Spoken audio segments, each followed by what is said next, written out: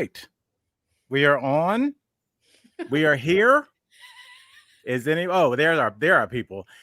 I hope that all of our colleagues know that whenever the show starts, it initially shows 0 people, even though, like, I was in here a little bit earlier, so I saw you guys, and then I was like, wait, what's going on?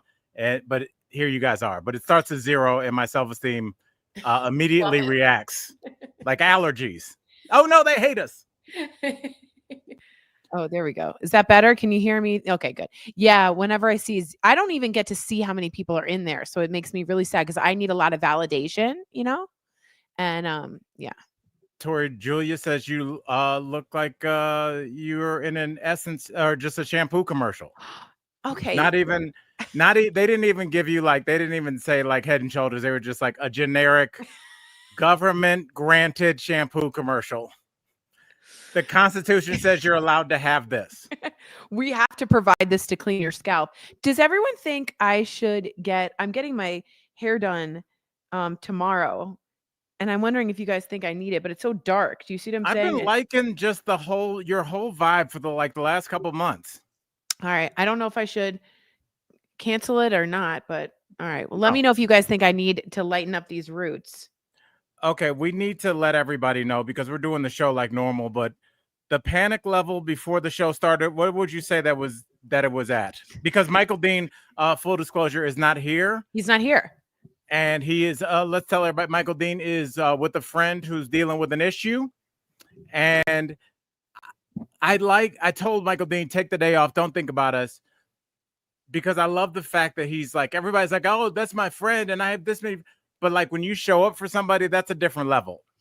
Michael Dean is showing up for his friend as we do the show. Can I just say something? My father was just at a funeral, and famously, my dad didn't go to his mentor's funeral because we were on a vacation, and he's regretted it his entire life. And he went to this funeral, and he said to me, with a lot of emotion, 99% of life, Tory, is showing up. You have to show up. And he said, I'm so glad I was here. And I want you and Katie, my sister, to know that lesson for me, that you will always, always show up.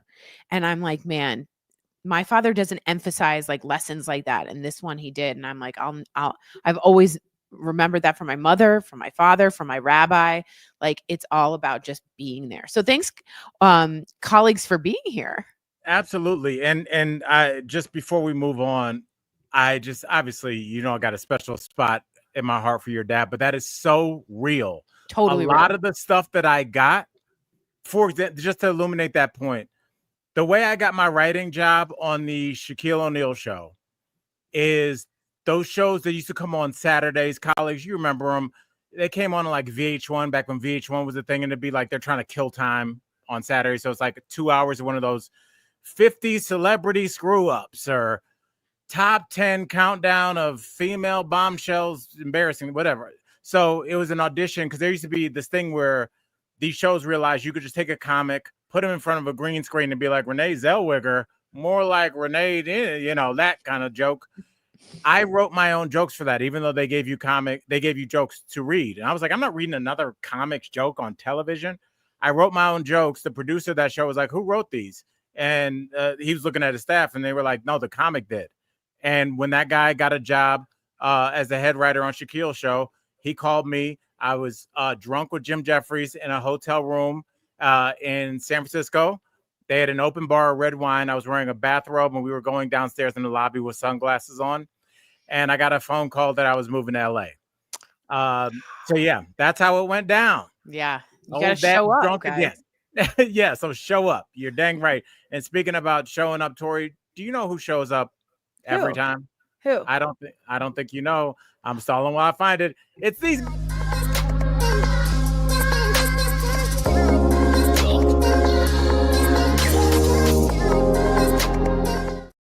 Nice. By the way, my house sold. Wait, what? Yeah, we're waiting on inspection and stuff. So you're literally moving on. So I'm hiring Spider because I'm going on a trip, meaning I need to get all that stuff out. So I'm going to be using Spider. So just know, use Spider. Yeah, we honestly use them. We honestly You go to Vlad. I went to the baseball game, met Vlad's girlfriend. How is she? Is she good? She's awesome. Great. Young black woman from Mississippi. Yeah. Shout out. You know what I thought about when I saw them as a couple? What? I was like, for as much as online tries to divide us, and you're different from me, and Tory, ideologically, I disagree with you. A young white dude from Russia and a young black girl from South Mississippi met each other and then hung out with us at the game. She was quiet. Man. She was quiet and chill. Even Sar, who is by definition, the Wikipedia definition of quiet and chill, like she was really chill. So we had a great time. That's awesome. The Rockies came back and won in the 9th inning against the Dodgers. It was the best game. We had so much fun. That's awesome. And Vlad is such a great guy. And I just love him because he gets his ass up and he goes to work every day. Yeah. And that means something to me. I love it. It does. We're also going to the baseball game again tonight, you guys. And just so you know, Ohtani is pitching. And even I know Ohtani. Am I saying that right? Yes, you're saying it right. Okay. I can't wait for Ohtani. Yes. Well, don't keep saying it because then you sound like a person that learned one thing about football. You're like, is that a first down? Is that a first down? It's halftime. Look at that first down. Is halftime a first down? But yeah, I was talking to Vlad, at the game, and he's from Russia, so I was like, you don't ever want to be condescending, but genuinely, like, I was like, do you understand all the rules? He was like, it took me a while for football, but I got it. And baseball, I pretty much got all of it. But when you go to other countries, like their sports are like, I went to Australian League football. I didn't know what the hell was going. The field is shaped like an oval. Is that rugby? Is that rugby, you mean? It's like rugby, but it's football. So like somebody will get tackled with a huge white egg and the crowd will go crazy. And then he stands up and just kicks the shit out of the ball. It just kicks it. I'm like, who's on whose team? What is happening? So, I mean, just ask questions. People love to explain to you. So yes. Totally. Let me ask the colleagues this. Is there anything in an American sport, basketball, football, or baseball, that you don't understand? Because maybe we'll even make this a segment because it's all kind of super, football can be, you understand somewhat, right? Tory, football? Oh, football. I went to University of Michigan. You have to know. You can be enrolled in the university and not know. No, I'm definitely, you can't. I don't. I'm just telling you, I know a lot about football. I know about how much is a safety worth? 2 points. Oh. All right. I love it. I'm impressed. I am. I love you so much. Tor, we got so much to talk about today. Let's just get into it, girl. Come on.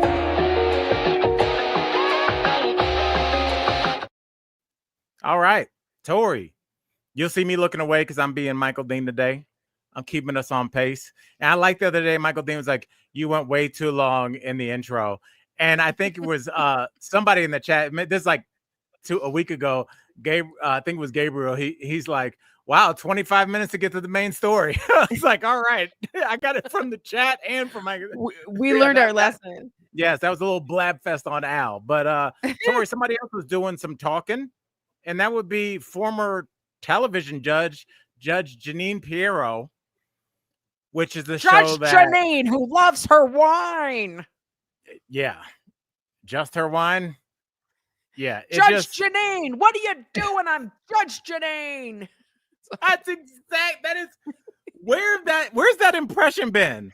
I'm stealing it from Cecily Strong. She does such a good Judge Jeanine Pirro, but she goes, I'm Judge Jeanine, and she has a huge glass of wine. It's so funny.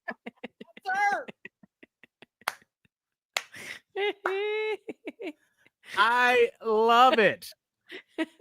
Oh my God. That is absolutely her. And well, I'll ask you because I feel like I'm talking to Judge Jeanine. Judge Jeanine, you were caught just saying some stuff like that you were working hard for Trump while on Fox. Is that legal? Depends on what you think about legal, Al. No, I won't keep doing it. Yeah, it's I keep using this term, state TV. And we're just getting inklings of what's going to happen with things like my company, Tegna, if you guys know where Daily Blast Live was. Nexstar Media is buying them out for $6.2 billion, and they will own over 90% of the media stations for broadcasting. That is state TV. And most times that would have been a monopoly, and we would have sued under the Sherman Antitrust Act, and there would have been, you need different voices. You can't have a monopoly. But the Carr, the guy in charge of the FCC now from Trump, wants to deregulate almost all issues with monopoly. So this merger will go through, and Nexstar will own 2 stations now. They own Fox 31. They own mine now. So once you get these same voices and you hear the same thing and you get them, I'm working for Trump, that's called propaganda TV. That's what you get in Russia. That's what you get in China. And it feeds you what they want you to know. I mean, think of Big Brother in the weirdest way. So it makes me think of state TV, and Jeanine Pirro is just like on top of it. It's just in it to win it. And I don't get what's the win there, Al? Like, why? Power. Yeah. And the fact of relevance. I mean, you think about like these people that people call Trump bootlickers. These were powerful people. Like, say what you want about Ted Cruz. I mean, he was one of the best lawyers in the country at any given time, had argued in front of the Supreme Court, and he bent the knee. Marco Rubio, who has Trump nicknamed Little Marco. Trump called Ted Cruz's wife ugly. Why did they all bend the knee? Because power is intoxicating. I just don't want to be close to it. And I agree with you. I do too. But I don't think Trump really gives you.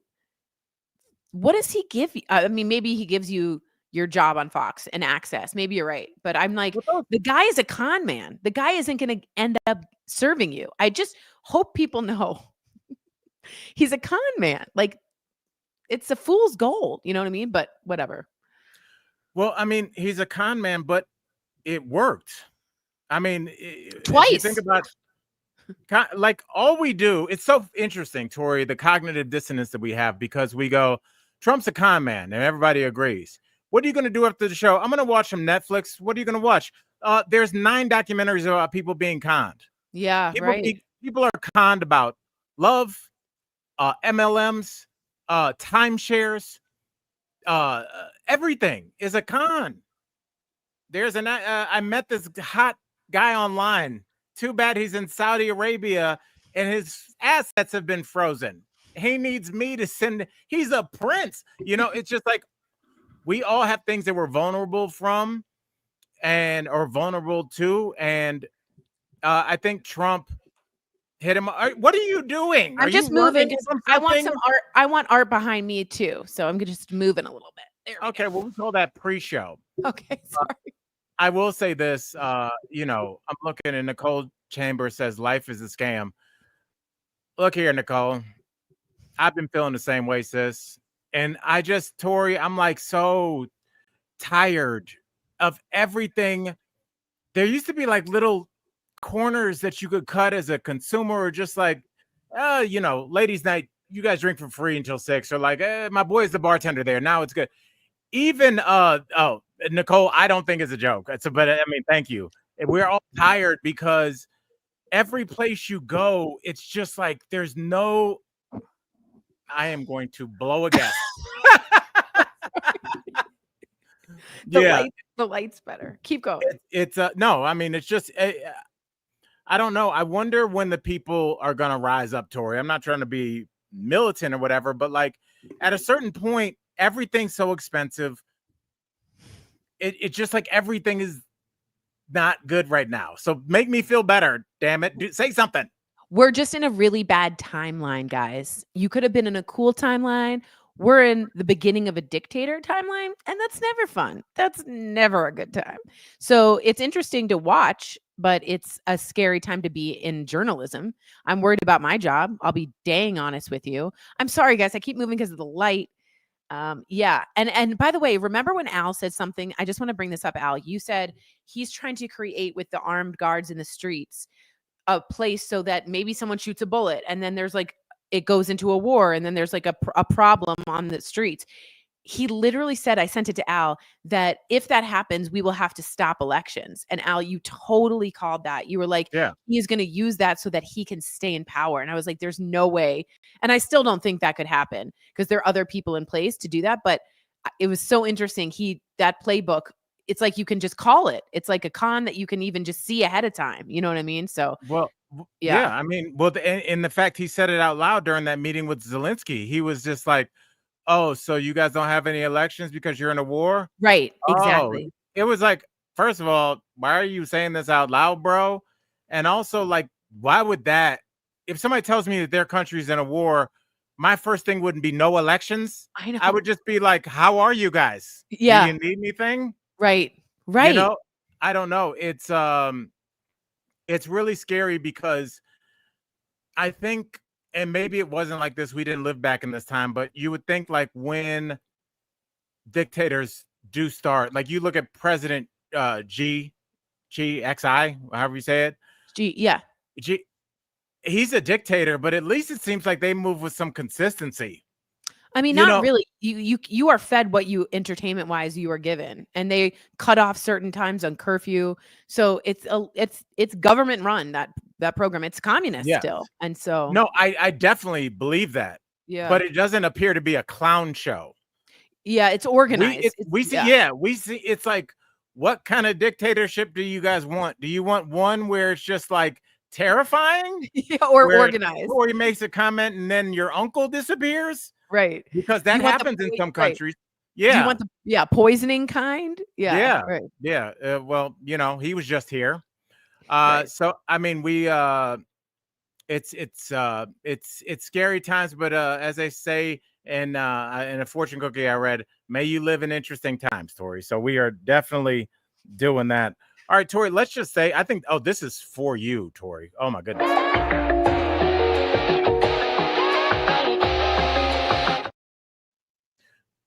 Tory, I'm going to give you the floor on this story because it involves something near and dear to your heart and something I'm sure reminds you of your mama, who is a docent. But Trump is going after the Smithsonian because why wouldn't he? Why wouldn't he? There's some stuff in there he doesn't like in there. History, facts. Tory, tell everybody what's going on with Trump and the Smithsonian.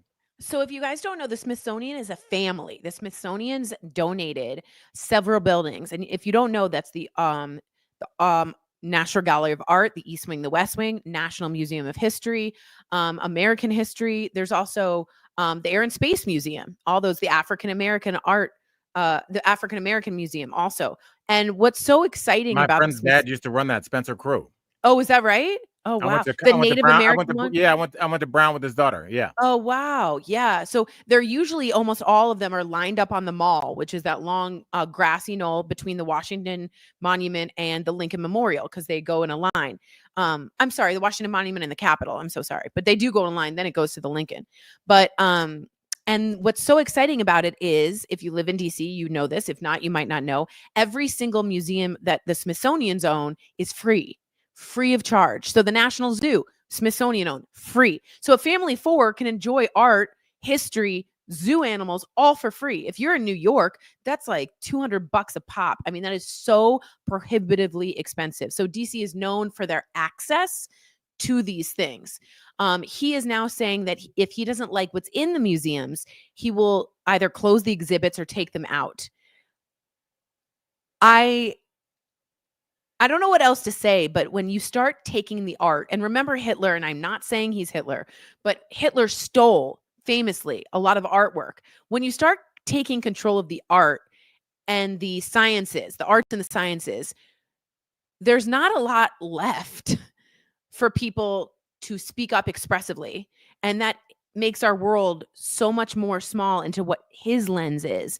The Kennedy Centers, he cut down all of the stuff, like Hamilton left, all those diverse pieces, until it was like the 3 things that Trump likes, like Les Mis is playing, Phantom of the Opera, like those ones. So it's very, very Machiavellian. It's very, very dictator-esque.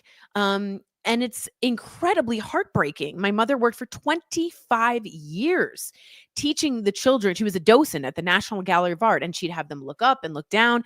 They did Black artists. They did gay artists. They did Latino artists. They did displaced artists. immigrant artists, and that's important representation. So to take that out in erase art is a major sign that we're in trouble. I mean, just alarm bells couldn't be going off more, is what I feel. What do you think? I mean, it's so true. And if you think about how you control people, you keep their thoughts on work and on this looming enemy and nothing else. What introduces new idea? Art, music. You think about Bob Marley, get up, stand up for your rights. Like that's saying something to the people. Art can move people. Yeah, Art can, and yeah, oh, go ahead.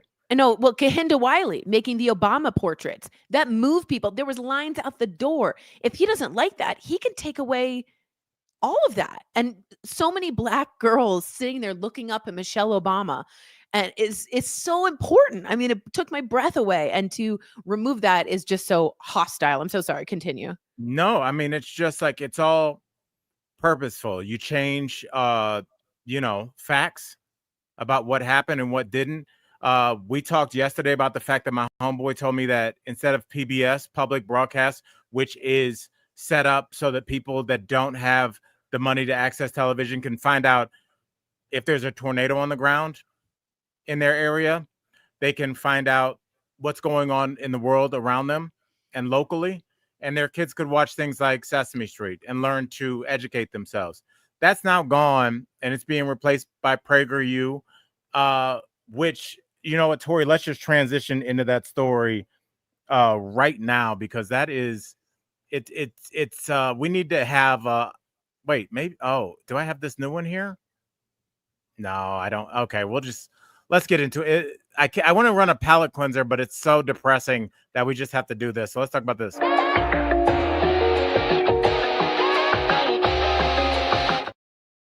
After this, we're gonna do a palate cleanser, I promise. But we were talking about PragerU, and I was like, well, we're here now, so let's talk about this little chit chat. It says in Oklahoma teachers have to take a test. The state of Oklahoma now requires that teachers from California and New York, they have to pass a PragerU exam before teaching.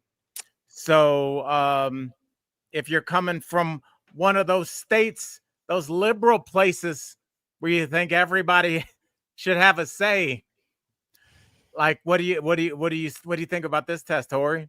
I would think you would give them a test to make sure they were competent in the area that they were going to teach. Yeah, like almost like when you want to become a citizen, give them a citizen's test to know about history or things like that. PragerU, I know people on it. A former co-host of mine is now the head of the education department. It is. Do they have a background in education? No. Enormously slanted. And if you don't know, they had an animation. I always bring this up, Frederick Douglass, and he was talking about slavery. And on PragerU, Frederick Douglass, the cartoon, said, slavery wasn't that bad. And I learned a lot of helpful skills in my lifetime that I could use moving forward. You know what's even crazier, Tory, than that is they were like, somebody's like, do you think we should do another take? And somebody's like, print it. That is crazy town, USA. And he was like, I'm Frederick Douglass, and slavery wasn't that bad. And I'm like, oh my God, oh my God. So that is replacing that type of mindset and the way they think that parents should be in charge of their education instead of teachers. That's taking over your Sesame Street. That's right. Taking over how to learn to be next to someone who doesn't look like you, or, learn about math. All this is taking over. That slavery was not that bad. I mean, it works. I'm gonna make sure I don't say this and out anybody, not that I would, but I have very close friends of mine, very progressive, but they went to a big time school in South Carolina. And I was talking to my friend's wife, who also went there. That's where they met. And she was like, at least half of the girls that I went to school with think that the South won the war. Oh my God. Yeah, right. They won the Civil War. Like, they think that. Oh my God. And by the way, I just want to say, Black Asian, I think you might be right. I think Oklahoma is like 48th or 49th on the education meter. So it's just like, we're taking a test from there for our coastal cities. Okay. Yeah, well, I mean, really, let's be honest, Black, Asian, and Tory, about what that test is. That test is there as a barrier. That test is saying you're not welcome here. Because first of all, I think that's illegal to pick out 2 states and say these people have to be Yeah, tested. totally. That's, I don't know if you can do that, but I think it's just a suggestion of it that's there to just let you know you are not welcome here. Yeah. And this is the way states wall themselves off so they can go about their nasty little business. If they want to persecute women that are getting abortions, if they want to gerrymander the hell out of a district, if they want to defund a school system that's got too many brown people, whenever you want to do something terrible, when the federal government is like, we ain't seen nothing, dog. I think on the state and local level is where we're going to see a lot of the real exploitation, because once there's nobody from the top that's going to get you in line, now we're talking about the people that, like you see on YouTube from these crazy city council meetings, like that person really does run the town. I agree with you. I think locally, that's why you see Nexstar doing local broadcasting. They're taking over local broadcasting because it's like that's how you invade certain places and grow and grow and grow. I do want to say, Gigi says they actually rank last 50th in the nation for public education. Ridiculous. And Julia was right. Frederick Douglass did say, "quote Wouldn't you rather be a slave than be dead?" So that's what they said on PragerU in that animation. I talk for a living, and I just like, it was like you hit me with a taser, a word taser, because I cannot believe this. I can't either. Every story I'm trying to get to is horrible. Jesus Christ.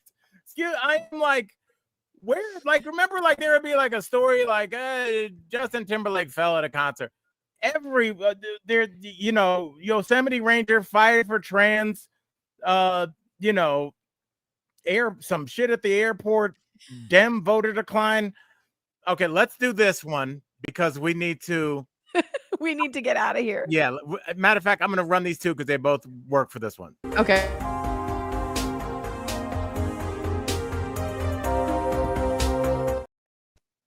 Okay, that's one.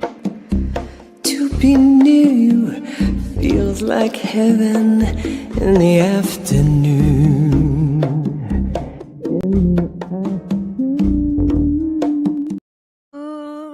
I love that song. I just want to be on the couch Sunday, no TV, just record playing in the other room. Yeah, I'm with it. Yeah, I love so sexy. Speaking of sexy, Tory, Joe Jonas had himself a little sexy time on a plane, joined the Mile High Club, 5280 of boning. And then he says that he gave the flight attendant a high five, and that's where I call bullshit. Well, did he do it like right after? Yeah, that's okay. Joe Jonas admits he accidentally high-fived a flight attendant after joining the Mile High Club. I mean, I don't think that's sanitary. Yeah, I will say this. If somebody goes to high-five you, I think even like a neo-Nazi could probably trick me. Because I just normally like, what's up, brother? And then I'm just on camera like, yo, L. Jackson. I know it. That's so gross to me. I mean, I'm not grossed out by the Mile High Club, although I would never do it because the bathrooms are disgusting. I also agree with Emlo. How did he accidentally high five someone? Yeah, that's one of those lies where it's just like, and then the prostitute gave me my money back. You're like, I don't know. I believe you might have gotten a prostitute. I don't think the second bar. Like, the Mile High Club. Maybe it was a private plane, but how do you like? Is he single? He's not. Nick Jonas is married to Priyanka Chopra. Yeah. The other one that no one talks about is married. Is Joe Jonas single? That poor guy that I don't even know his name. That's so sad. One of the other brothers. But I will say I've been on private planes before, and the bathrooms are not, I mean, obviously they come in different sizes, but you would have to be on like a 747. And even the bathrooms on those are like the only way that like anybody really could do the Mile High Club now, because they pack us in so tight, you'd have to be on like one of those double-decker Lufthansas where they got the stairs going downstairs. I love Like, those. I think you could probably do that on like an international flight, but Totally. ain't no domestic D going on. Right. I just think even in first class, y'all, I don't know. And even in private plane, it's just not the most sanitary. I don't know. Am I right? Can I tell you something that happened that was really erotic to me on a Yeah. plane? Yeah. I was back when I had enough miles to fly first class. I was flying, and I guess my Invisaligns, one of them like fell off my tray when I was eating, and this super sexy flight attendant picked it up with her hands and gave it to me. And I was like, that was intimate. She's feeling me. Why? She's like, yo, I don't mind this, dog. That's so gross. How is that gross? Because it's been in your mouth with I stale know, and now she's saying something that don't bother me. That is kind of gross. So gross. What's your story? On what? The plane? Yes, that's what we're talking about. What's my craziest story on a plane? Yes.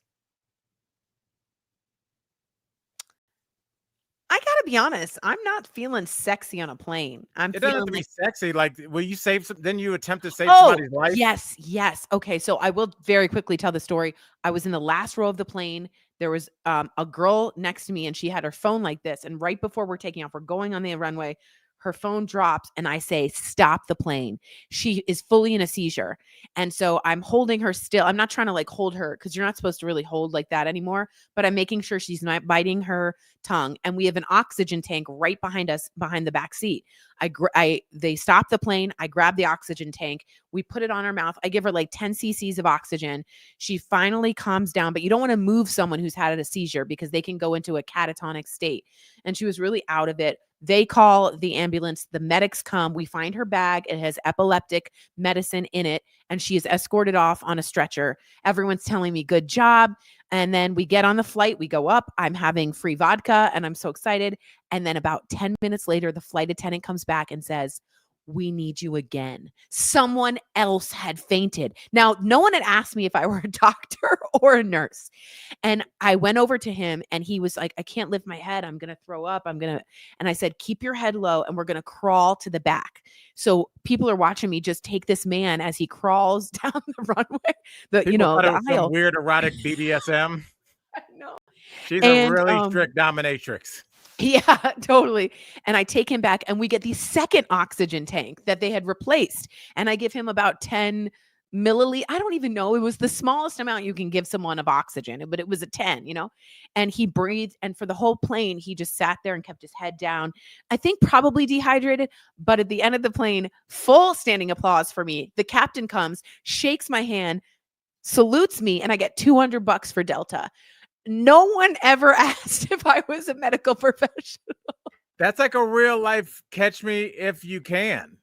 And I was like, I was handling my stuff. I was just like, we got this. And I was like, what's on this plane that's causing people to drop? Yeah. Moral of the story, don't fly. Where was the plane coming from? It was DC to Minneapolis. No, I'm sorry. LA to Minneapolis. I see, because I'm like, used to talk to the flight attendants a lot, and they said the most dangerous flight for a flight attendant, what would you guess? Vegas or something? Yes, good guess. Yeah, leaving Vegas, not going to Vegas. Right, because they're all fucked. Excuse my language. I'm sorry. That was Vegas. It should stay in Vegas. But yeah, you're really hungover and dehydrated. Yes, or currently going up, Yeah, right. Yeah, so everybody might be a little turned up. And when you go, sir, can you take your seat out of recline? And then they see that as a moral obligation to stand their ground. It's just drunken people. People get punched, and all that. Flight attendants are like a weird source of anger. It's like when you think about like meter maids or whatever they're called now, you can see, not that you should ever assault them, but you could see how like when you're running and you just go into the post office for a second, and you come out and somebody's giving you a $200 ticket, and you're like, I'm about to tell this woman what's up. You shouldn't do that. She's doing her job. But I can see where that comes from. The flight attendants usually are just like giving you the rules, like, sir, can you move your leg? Can you, you have to put your tray table up. And everybody's like, well, I gotta put my seatbelt on. we see stories about turbulence where that happens and people hit the ceiling. Yeah. So it's not to be No. let's see.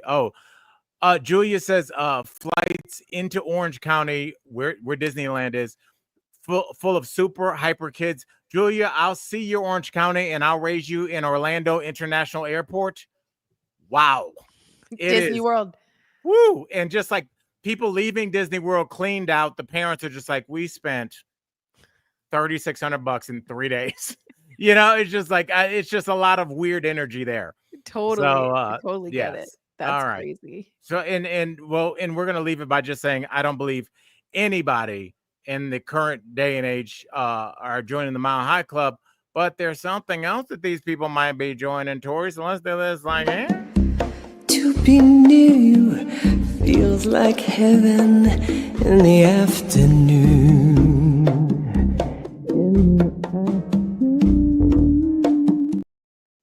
People are joining Colton Underwood's new reality show called Are You My First? What do you think that's about, old Tor? I think it's about virginity. Yeah, it is. Is this gross?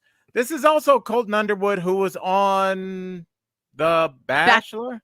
And he was heterosexual at the time. And he was the one who ran, remember, and jumped the fence to get away. Yes. And he has since come out with that he is gay and he has a partner, I believe a husband, and I believe they have a kid. Okay. So what is this? Are you my first? Like, what do you mean? What does that mean? What do you mean? It's a new dating reality show where people are picking out who is going to deflower them on television. That's a thing. Deflower is such a terrible way to say it, but I hear you. It's such a weird, because it makes it seem like it's a bad thing. Deflower. Remember on Friends where she was like, I hope he takes my flower, and Jennifer Aniston's like, if you keep calling that, no one will take your flower. That's Tory, what are your thoughts on this? Because some people will say this is exploitative. I wonder where the Christians are on this, because finally it's a show highlighting virginity. I'm assuming they're gonna have to get married first. No, I don't think so. I wouldn't think so. I think they're just gonna bang, aren't they? Well, don't they get married on Love is Blind? Yeah, they do propose if they want, and the person they at the aisle decide if they're gonna say yes or no. No, that's Married at First Sight. No, that's Love is Blind, buddy. I've watched every episode. Sorry, which one's the one with the wall? That's Love is Blind because they can't see the partner. But the person says yes through the wall. No, yeah, you have to say yes through the wall, but then you move in together, you plan the wedding, and at the wedding, she says either yes or no. Oh, okay. Okay, so let's say, because I'm assuming this is a show when virginity is such a buzzword to hardcore Christians. You want that fan base. You want that Hallmark fan base. Do you think there's any way that you can shape this show where they won't see it as exploitative and maybe something that's highlighting Christianity and virginity? No, I don't think it's about Christianity at all, especially if Colton Underwood is there, the gay icon, for people. I don't think that's I don't think the Christians are like tuning in for Colton Underwood. I do think this is You don't think they want to see a gay man give away a straight white woman's vagina? I don't think so. Somehow, I don't think so. I do think this could be empowering for some reason, maybe, but that's kind of a stretch. If the person's like, I want to be in charge. Give me the argument for empowering, because it's got to be okay. I want to be in charge of my virginity. I want to interview the person. I want to double check. I want to keep myself safe. I want to do all the tests, and I want to make sure this person is really right for me. That's a way to take your sexuality back. But I just don't know if it's going to play that way. It feels a little whorish. I mean, yeah. I mean, there's no money exchange. But let's be honest, we cannot treat these reality shows like we're a babe in the woods anymore. And what I mean by that is everybody's signing up for these shows. I told you, that's why I like watching reality shows from like 2012, because people just acted normal because they didn't know it was going to replay on the internet. Yeah. And if you and I didn't have a good time, somebody would just be like, I hated her dress and she can lose my number.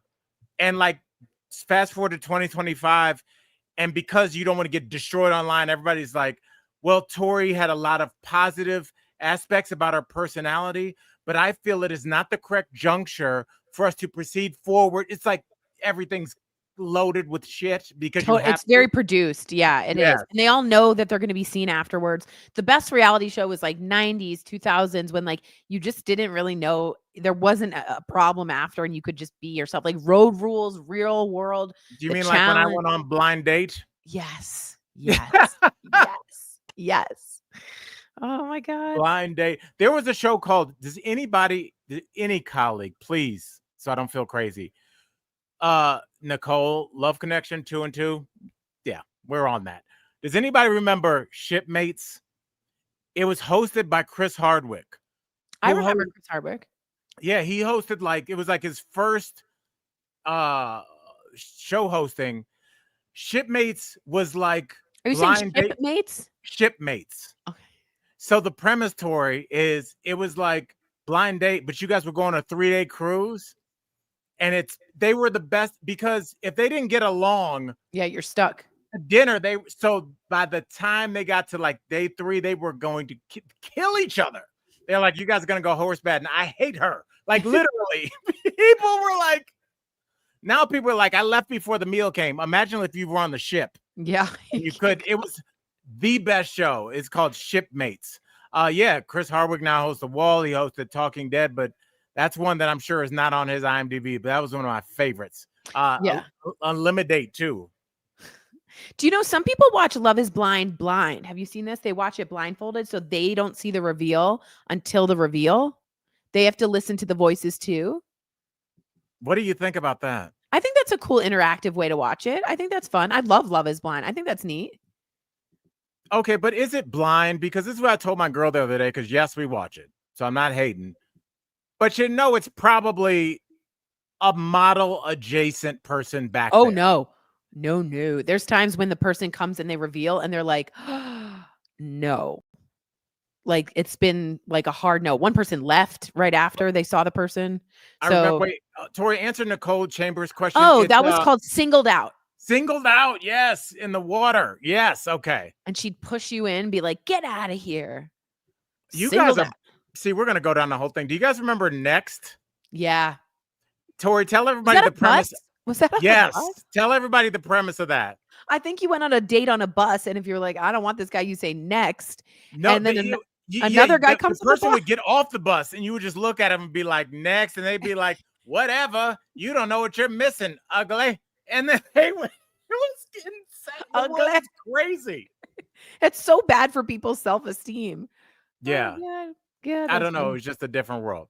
All right, Tory. So we needed that palate cleanser. We needed to kind of get away. Let's do a little. Oh, now this one does call for a little.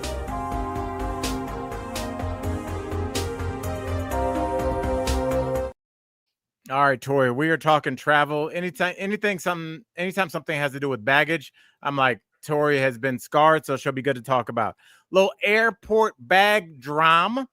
That's right. A viral TikTok sparks debate after a woman refused to watch a stranger's carry-on. Oh. Would you have said yes or no way? I think this is interesting. Now, okay, before we like kick her for when she's down, they do say that you shouldn't do that or watch or carry other people's things. Remember those announcements? Like, have you been asked to carry something or watch? You know what I mean?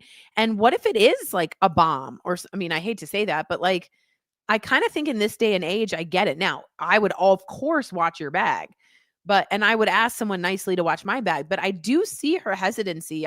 She's not out of left field on this, in my opinion, right? Am I wrong?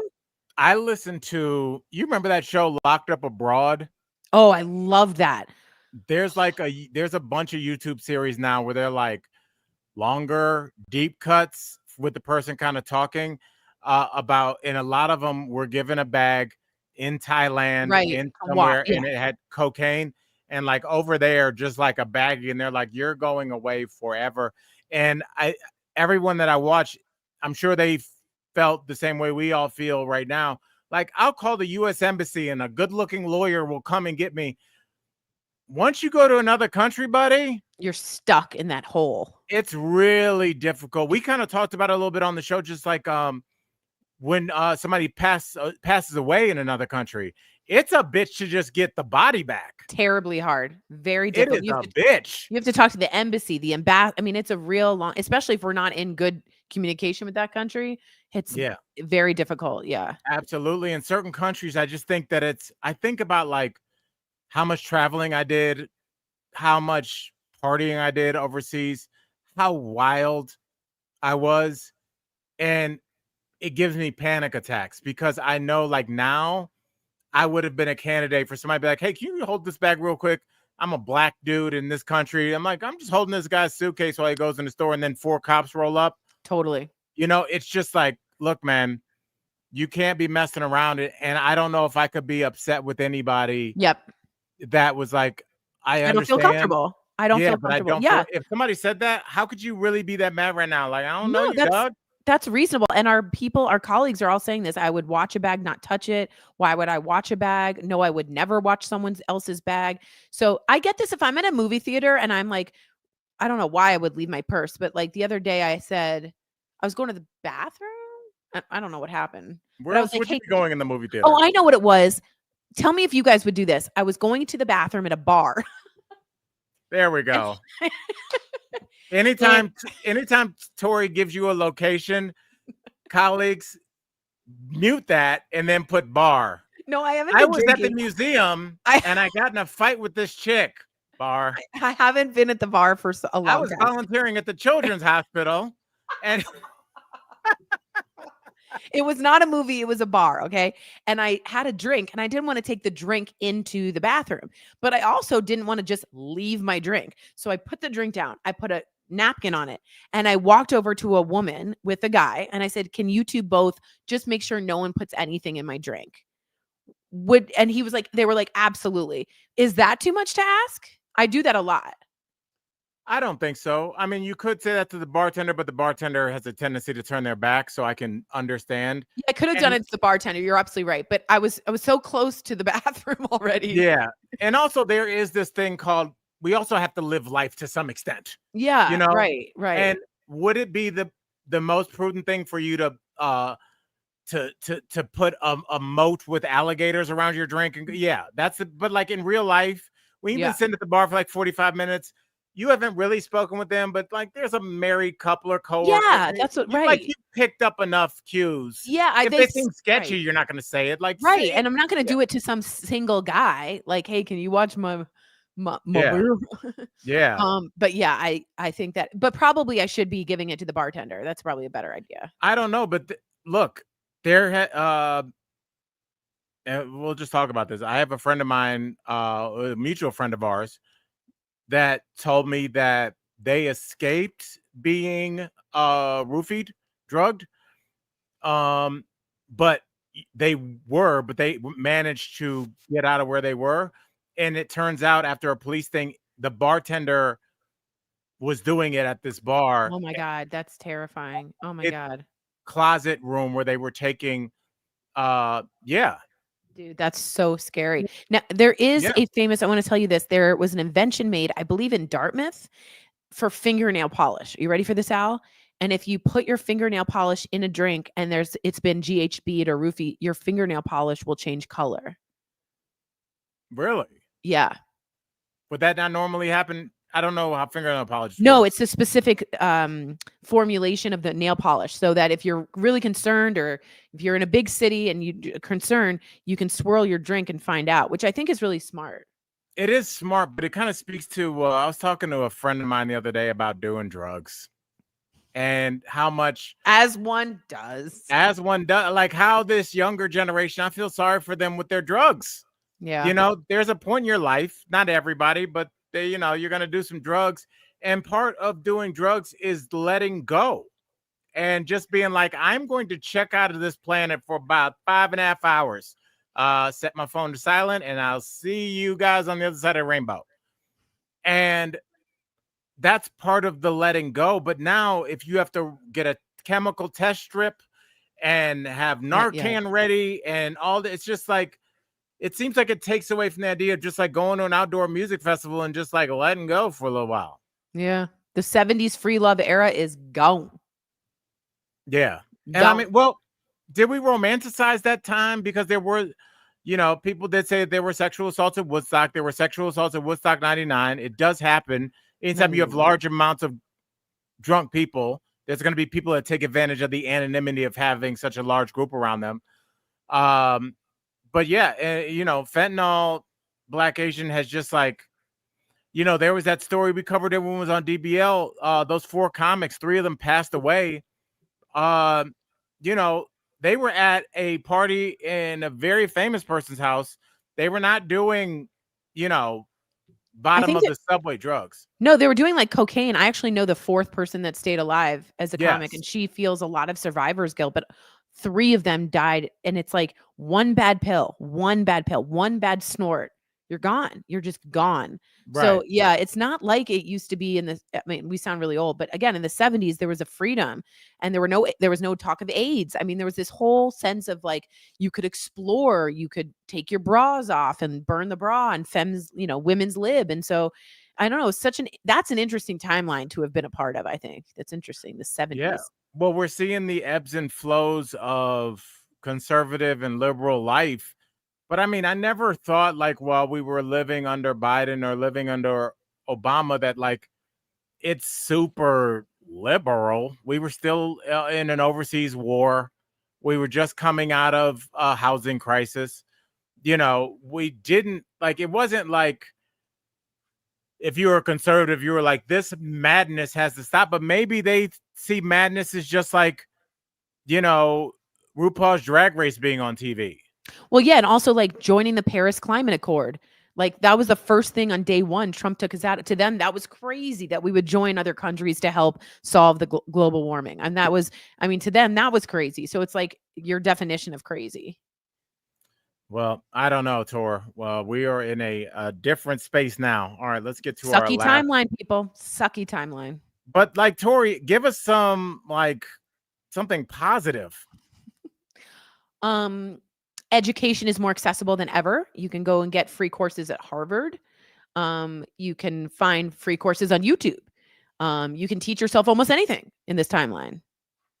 That's positive. All right. That sucked. All right, Tori, let's talk about some good things.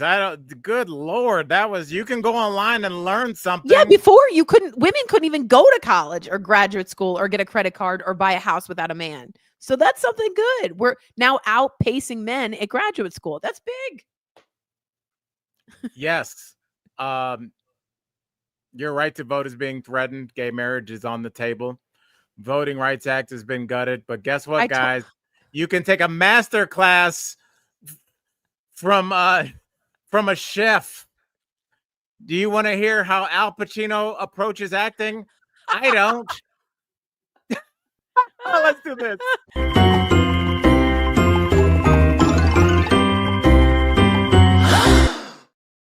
All right, Tori, let's talk about some good news. And when I say good news, I'm talking about Helen Mirren turning 80 years old. Good news. Talk to me. Okay, I don't know if you guys know, but if you Google Helen Mirren back when she was young, gorgeous, and she still is, but I'm talking the boobs, the body.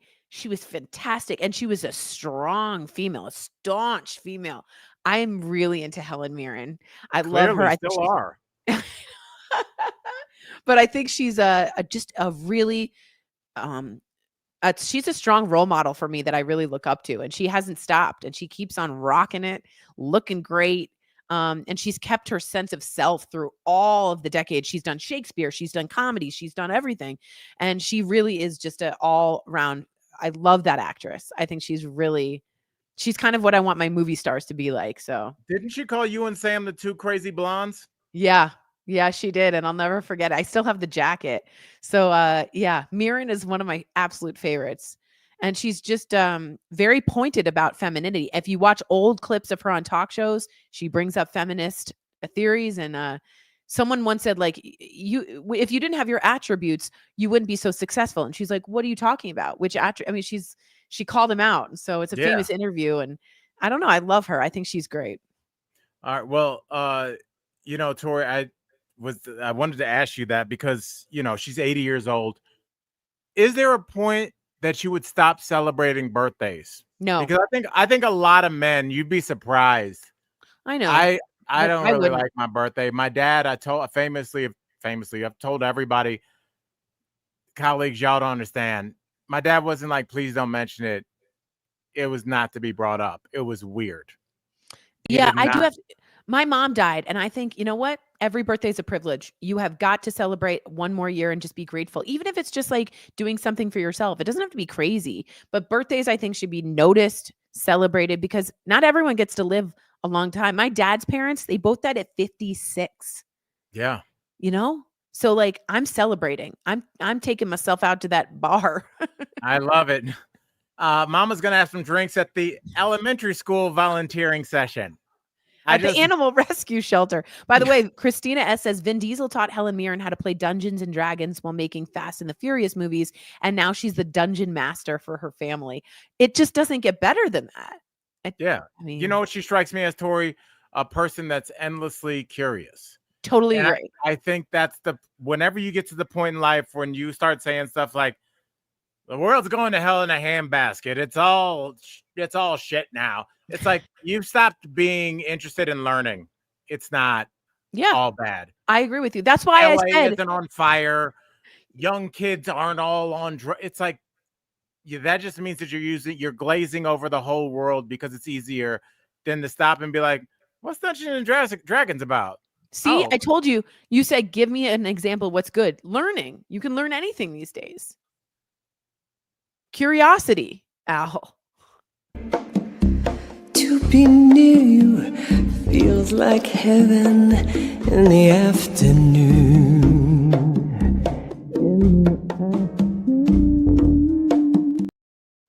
I had to hit you with that one because you're starting to talk about learning. Tory, there's an app called the Raw app.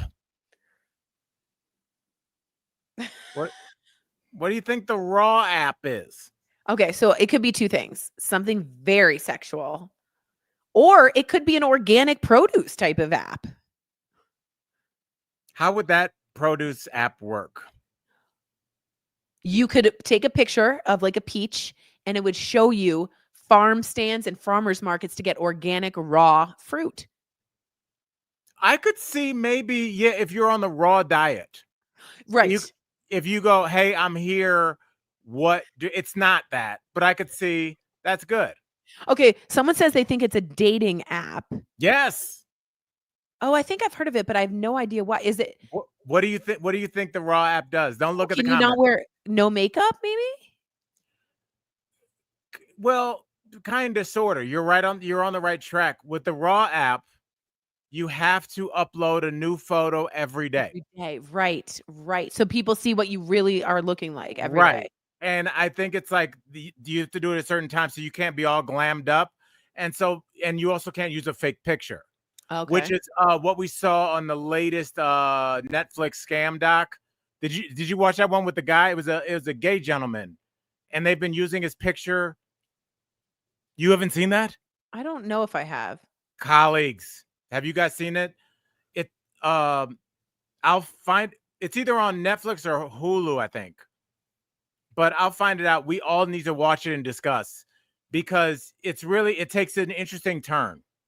Okay. After like everybody realizes like what's going on. Oh, I think I did see it. Yeah, I think I did. Yeah, so, like there's a woman that she sold her house and turned it into Bitcoin, which I almost started crying. Yeah, it's terrible. So, okay, so no filters too, right? On this like Raw app. Would you be interested in something like this?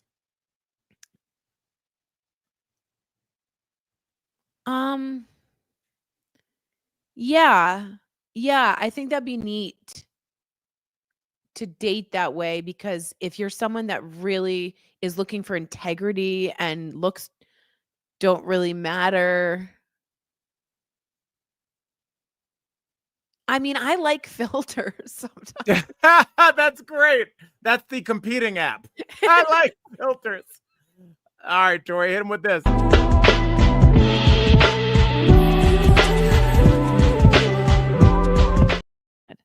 Okay, I just had one. Okay, I don't know if I gave you guys this one yesterday. I think I did. The Wright brothers one? Yes. Oh, okay. Sorry. Okay, here's my other one. Hold on. And I want to tell the colleagues that are here, I'm pretty sure because we switched over to a different account on StreamYard that we're using, that I don't know if this show recorded. So if there's no posted show, just know obviously we'll still be there tomorrow. And you guys got a one-of-a-kind show. Oh, that's really special. Okay, I don't know if this is, I think this is true. Apparently during the war, and it was one of those like Ukraine-Russian wars. I don't know which one. I sound so ignorant.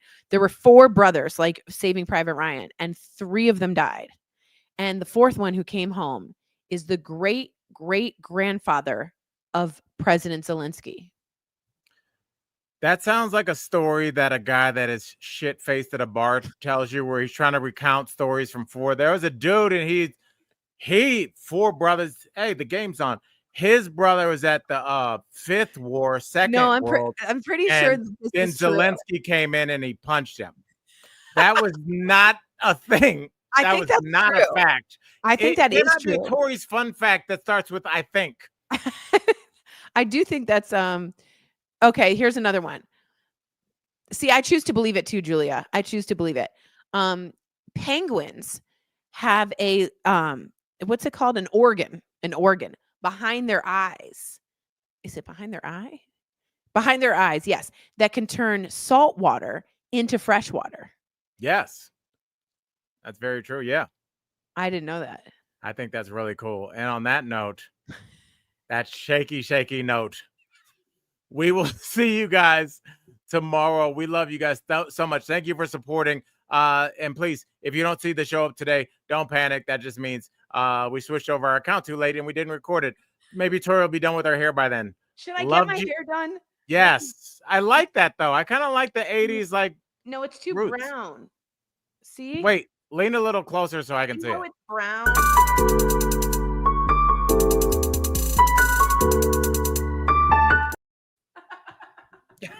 Lean a little closer.